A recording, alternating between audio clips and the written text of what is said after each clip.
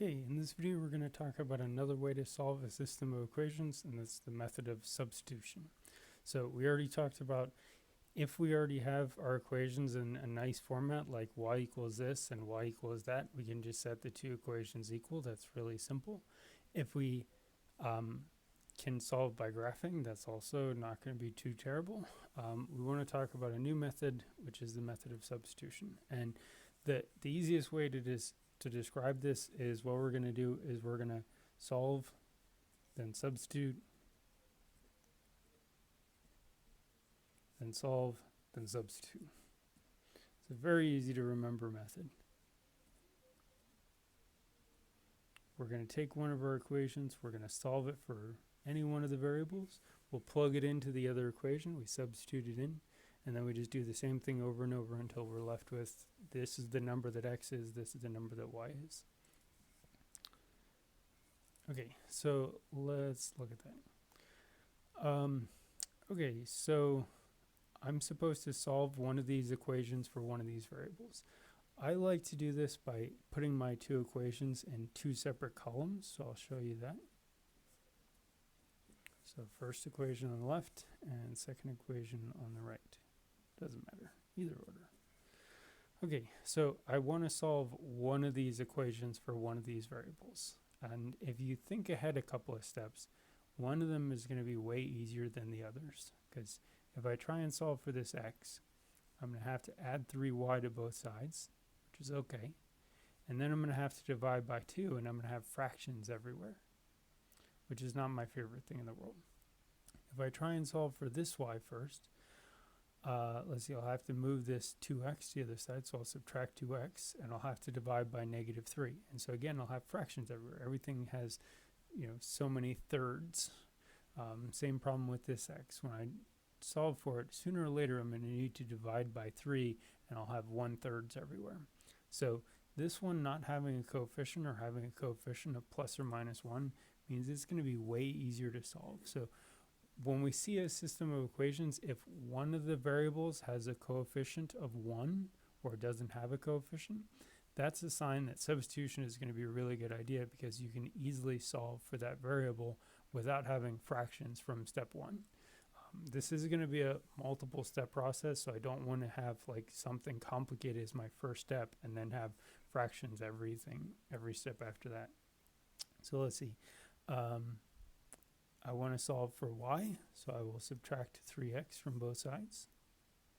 Those are not like terms, so I don't do anything with them. I'll just leave it as y is equal to 1 minus 3x. So that was our step 1, was solve. Okay, step 2 is substitute. So we're going to take this y. We now know what y is, how to write y in terms of x. We plug it into the other equation. That's called substituting. So I'm going to stick this number y, or this formula, in for y over here. So I'm going to substitute.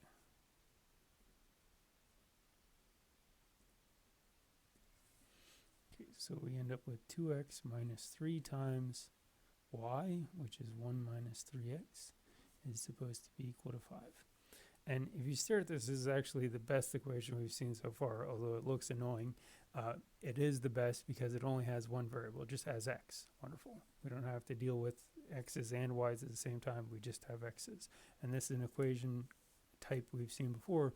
We just have to distribute -3 and then solve for the x. So -3 times 1 and -3 times -3 will give us 2x minus 3 plus 9x equals 5.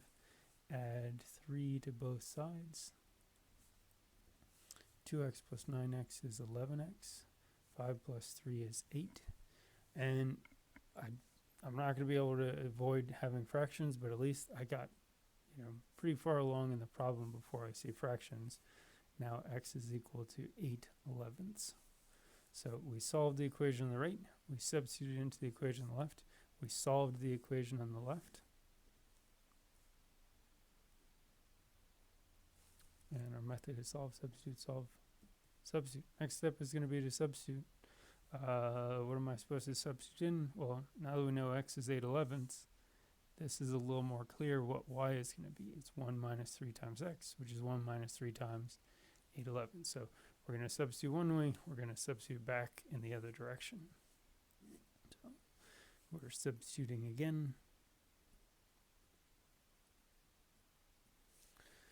This equation, or this column, is going to turn into y is equal to 1 minus 3 times 8/11.